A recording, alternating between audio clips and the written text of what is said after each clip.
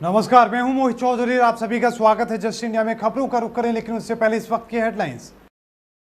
Headlines के प्रायोजक हैं आरोग्य मास्क लगाएं, कोरोना से सुरक्षित रहें। Oscar super speciality hospital and trauma centre, रंश किया showroom in Rohtak and Bahadurgarh. Showroom पर आइए, टेस्ट ड्राइव ले और गाड़ी बुक कराएं। ईमानदार टैक्स पेयर की सुविधा के लिए प्रधानमंत्री मोदी ने लॉन्च किया पारदर्शी सिस्टम। मोदी बोले, नई व्यवस्था सिमलेस, पैनललेस और फेसलेस होगी।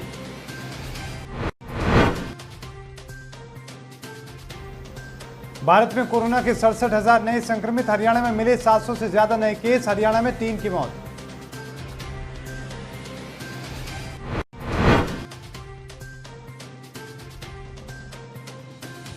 स्वतंत्रता सेनानियों की पेंशन बंद करने पर भड़के राज्यसभा सांसद दीपेंद्र हुड्डा। सरकार से की सार्वजनिक तौर पर माफी मांगने की मांग।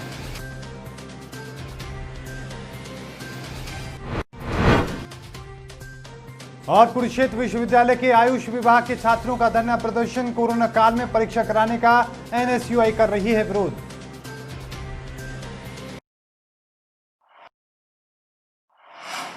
अब खबरें विस्तार से। टैक्सेशन व्यवस्था में ऐतिहासिक बदलाव करते हुए प्रधानमंत्री नरेंद्र मोदी ने पारदर्शी सिस्टम लागू कर दिया है।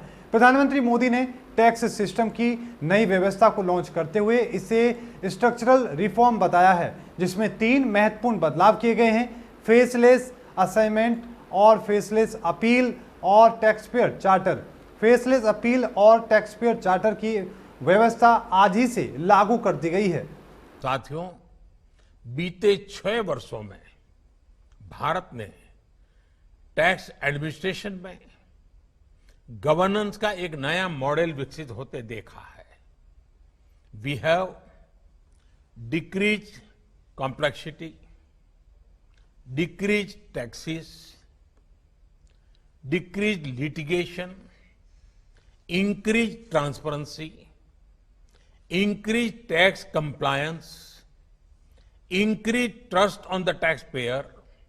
साथियों, इन सारे प्रयासों के बीच बीते 6-7 साल में इनकम टैक्स रिटर्न भरने वालों की संख्या में करीब 2.5 करोड़ की वृद्धि हुई है। भारत में अब तक करीब 24 लाख लोग कोरोना वायरस की चपेट में आ चुके हैं। दुनिया में सबसे ज्यादा तेजी से संक्रमण अपने ही देश में फैल रहा है। पिछले 24 घंटे में कोरोना के रिकॉर्ड 67,000 नए मरीज सामने आए हैं और 942 लोगों की मौत हो गई। स्वास्थ्य मंत्रालय के ताजा आंकड़ों के मुताबिक देश में अब तक 23,96,637 लोग कोरोना से संक्रमित हो चुके हैं। इनमें से 47,033 लोगों की मौत हो चुकी है, जबकि 6,53,000 एक्टिव केस हैं। तो वहीं हरियाणा में 24 घंटों में 797 नए कोरोना के मामले सामने आए हैं, जबकि 3 और मरीजों की मौत के बाद मरने वालों की संख्या 503 हो गई है। इधर प्रदेश में अब कुल कोरोना मरीजों की संख्या भी 44,024 हो चुकी है।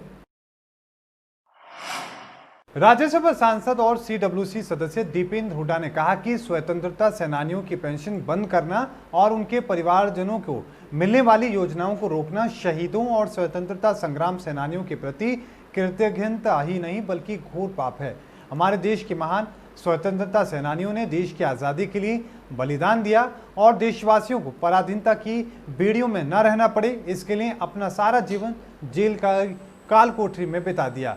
और इसी के साथ जो राष्ट्र अपने शहीदों और स्वतंत्रता संग्राम सेनानियों को अपमानित करता है, वो कभी भी आगे नहीं बढ़ सकता।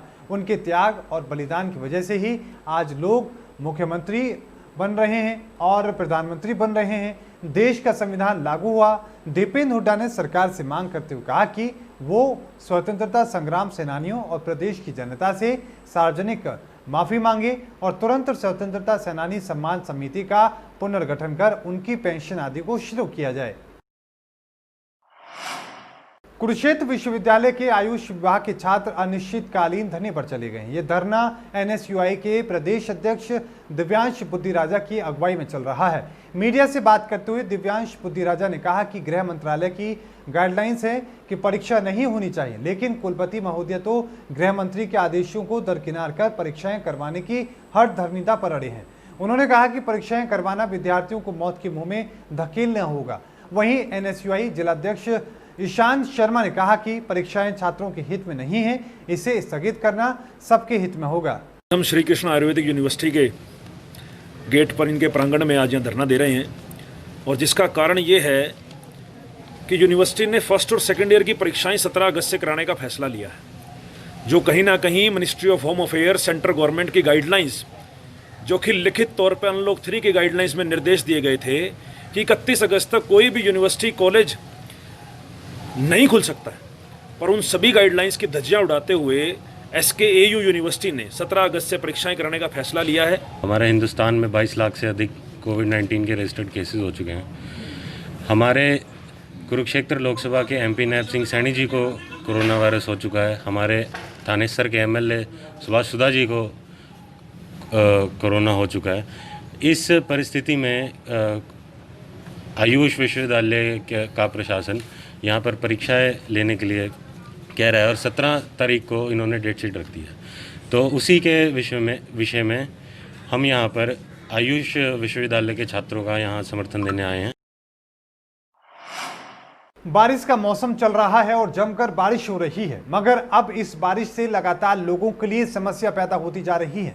ताज़ा तस्वीरें सामने आई हैं रोहतक के सेक्टर 2 से, जहां पर लोगों को परेशानियों का सामना करना पड़ रहा है। सेक्टर वासियों का आरोप है कि पूरे सेक्टर में जगह जगह पर गंदगी के ढेर लगे हैं और कई जगहों से गटर से गंदा पानी निकल रहा है, जिससे लगातार सेक्टर वासियों पर कई तरह की गंभीर बीमारियों का खतरा बना हुआ है। इतना ही नहीं, कई बार इस मामले को लेकर प्रशासन को शिकायत भी की है, मगर बावजूद इसके अभी तक प्रशासन ने कोई कदम नहीं उठाया। इतना ही नहीं, सेक्टर वासियों ने शिकायत करते हुए कहा कि पीने के लिए आने वाला पानी भी खासा गंदा आता है, जिससे उनके परिवार पर लगातार गंभीर बीमारियों का खतरा बना हुआ है। सेक्टर की जो दुर्दशा है उसके बारे में बोल रहा हूँ। चारों तरफ से इतना बीमारियों का प्रकोप हो रहा है। मच्छर है, सीवरेज का पानी निकल रहा है, बारिश का पानी खड़ा है, रास्ता नहीं खड़े हैं बहुत ज़्यादा। तो बड़ी अव्यवस्था है और सरकार इन बातों की कोई सुनवाई प्रशासन नहीं कर रहा है। जैसा कि खत्री साहब ने बताया कि यहाँ पे सेक्टर में किसी प्रकार से सफाई नाम की कोई चीज़ नहीं रह गई है। आप देख सकते हैं कि ये 3 दिन से सीवर जो कि भर भर के सारा पानी, गंदा पानी निकल रहा है और ये सारे एरिया में फैल चुका है। और आप देख सकते हैं कि इतनी गंदगी, कोरोना से लोग पहले परेशान हैं, अदर डिसीज जो नेक्स्ट कमिंग में है वो उससे लोग और परेशान होंगे। और मैं प्रशासन से सिर्फ यही कहना चाहता हूँ कि जल्दी से जल्दी इस बीमारी से आम पब्लिक को छुटकारा दिलाएं। बाबा कालिदास सांपला परमहंस के जन्मदिन के मौके पर देश विदेश के लोगों ने बाबा कालिदास को बधाई और शुभकामनाएं दी। इस दौरान प्रमुख समाजसेवी जय भगवान उर्फ डब्बू, प्रधान सेवक बाबा कालिदास और बापूराम, वेदपाल पहलवान, भाजपा के राष्ट्रीय युवा अध्यक्ष रणवीर सिंह के साथ लाखों चाहने वाले भक्तों ने अच्छे स्वास्थ्य और लंबी उम्र की कामना की। बाबा कालिदास ने सभी लोगों का आभार जताया और कोरोना काल में अपना और अपने परिवार का ध्यान रखने की अपील की। बाबा कालिदास ने जन्मदिन के मौके पर सभी के प्रेम भाव रखने की बात कही है। साथ में ये भी कहा कि कोरोना काल में ज़्यादा से ज़्यादा लोगों की मदद करें। आपको बता दें कि हाल ही में बाबा कालिदास की तबीयत खराब होने के बाद अस्पताल में भर्ती करना पड़ा था, जिसके बाद वहां पर उनका ऑपरेशन हुआ था और हाल ही में अस्पताल से उन्हें डिस्चार्ज किया गया है। अपराध जांच शाखा झज्जर में एक प्रेस कॉन्फ्रेंस का आयोजन किया गया। प्रेस कॉन्फ्रेंस के दौरान झज्जर निवासी एक दवा विक्रेता से 20 लाख रुपए की फिरौती मांगने और जान से मारने की धमकी देने की वारदात का खुलासा किया गया। धमकी देकर फिरौती मांगने और पकड़े गए आरोपियों के संबंध में खुलासा करते हुए डीआईजी अशोक कुमार की विस्तृत जानकारी दी। बीती 4 अगस्त को आरोपियों ने योजना बनाकर फिरौती मांगने और न देने पर जान से मारने की धमकी देने की वारदात को अंजाम दिया था। इस वारदात के मामले में थाना शहर झज्जर में अज्ञात आरोपियों के खिलाफ आपराधिक मामला दर्ज किया गया था। धमकी देकर फिरौती मांगने के मामले पर मुस्तैदी से कार्रवाई करते हुए स्थानीय पुलिस ने वारदात का खुलासा करते हुए मामले के 4 आरोपियों को गिरफ्तार किया है। इस दौरान पाया गया कि जो विक्रम नाम का लड़का है, ये एक है गांव खेरी खास का, इसने और नीरज ने, इन्होंने, नीरज है ये खुंगाई का, इन्होंने इसको धमकी देनी पाएगी और इसको धमकी देनी पाएगी। ये एसडी कॉलेज में पढ़ते हैं। और जो एक है क्लासिक मेडिकल पे चिराग नाम का लड़का काम करता था, उसने इनको इसकी मुखबरी दी थी और उसी ने इनको बताया था कि भाई इन्होंने कहा था हमें पैसों की ज़रूरत है। सज्जन ये कहने लगा नीरज मेरे को कर्जा है जो मैंने देना है। तो इसने कहा भी ये जो है ये जो पोपली है ये होलसेलर है, ये पैसे दे सकता है, ड्रोको किस्म का आदमी है। इस पर इन्होंने इसको धमकी दी, तफ्तीश हुई, हमने इसकी मुखबरी करी थी। और सज्जन है जो दिल्ली का, उसने इनको सिम प्रोवाइड किया था। तफ्तीश के दौरान ये सारा खुलासा हो चुका है। महम कस्बे के साथ लगते गांव खरकड़ा के पास से गुजर रही भिवानी ब्रांच नहर के पास झाड़ियों में एक युवक का शव मिला। मृतक की पहचान खरकड़ा निवासी सिलकराम पुत्र इंद्र सिंह के रूप में हुई। वो 12 अगस्त सुबह 10 बजे सामान लेने के लिए बस स्टैंड पर गया था। उसके बाद वापस घर नहीं लौटा। घर वालों ने ढूंढने की काफी कोशिश की लेकिन कहीं पता नहीं चल पाया। उसके बाद पत्नी सुमन ने पुलिस को इस मामले की शिकायत दी। 13 अगस्त को दोपहर के बाद एक बकरी चराने वाले युवक ने इसकी सूचना परिजनों को दी। परिजनों ने जाकर शव की पहचान की। शव नहर के पास झाड़ियों में पड़ा था। मौके पर पुलिस और एफएसएल प्रभारी सरोज दहिया पहुंची और साक्ष्य जुटाए गए। शव के पास से सल्फास की गोलियां और शराब की बोतल मिली है। पुलिस ने शव को कब्जे में लेकर पोस्टमार्टम के लिए रोहतक पीजीआई भेज दिया है। जांच अधिकारी परवीन ने बताया कि कल इसकी पत्नी गुम होने की शिकायत देने आई थी। आज इसका शव बरामद हुआ है। मामले में जांच के बाद कार्रवाई अमल में लाई जाएगी। 10 बजे घर से निकले है। अपनी माँ ने ये कहेगा मैं कीड़े ले आऊँ हड्डे में। उस टाइम के बाद मिला नहीं। 4 बजे तक घंटी मारते रहे। इसी फोन में घंटी जाती रही लेकिन इसका पता नहीं लगा ये कहाँ है। तो आज कैसे पता लगी इसका? आज एक ये कहाँ गया यार बकरी वाला जो बकरी वालों ने बताया है कि बकरी चला रहा था। बकरी चली आपको बता दो। हाँ। जो सुना वो बता दो। बकरी वालों ने बताया है ये पड़िया है हमारे वो जो बला के लाया घर से। क्या लगता है जी कौन आत्महत्या की है? मुझे कुछ नहीं बता सकता मैं। तो गोली पड़ी है जैसे ही आपके सामने पड़ा जो कुछ पड़ा मुझे पता नहीं। मैं तो रोज तक रहता हूँ वहाँ से आज ही आया हूँ सुबह। कल वैसे फ़ोन करते रहे लेकिन फ़ोन की घंटी जाती रही उठाया नहीं फ़ोन। 4 बजे के बाद फ़ोन भी बंद। 4 बजे बाद फ़ोन डेड हो गए थे। पुलिस को कब सूचना दी थी इसकी? कल दे दी थी। कल हमें कंप्लेंट प्राप्त हुई थी। ये 12 तारीख को इनकी वाइफ ने कंप्लेंट दी थी सुमन ने कि मेरे हस्बैंड सुबह 9-10 बजे बस स्टैंड पे गए थे सामान लेने के लिए लेकिन अभी तक वापस नहीं आई। जिसके ऊपर हमने FIR लॉन्च की थी। और आज हमें सुबह करीब ये 12-1 बजे हमें खबर मिली इस बारे में कि एक सिलकराम की डेड बॉडी यहाँ नहर के साथ में पड़ी हुई है। ये देखने में हमने FSL टीम को यहाँ मौके पे बुलाया। इनके पास से सल्फास की डिब्बी मिली है। तो अभी पहली सूरत में तो ये सुसाइड ही लग रही है। और बाकी उसके बाद विसरा रिपोर्ट पोस्टमार्टम के बाद जो विसरा रिपोर्ट आएगी उसके बाद आगे जैसी होगी कार्रवाई करेंगे।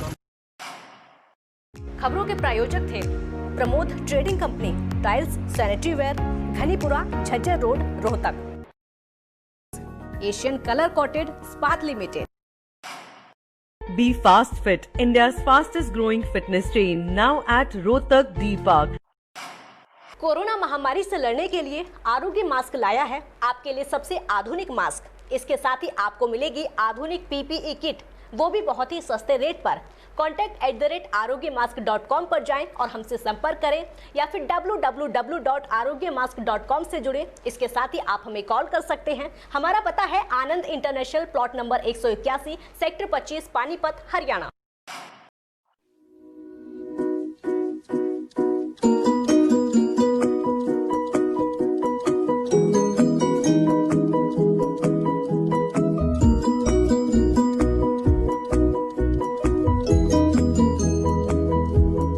मेडिफिल इंटरनेशनल, 7 शीतल कॉम्प्लेक्स, सुभाष नगर, रोहतक।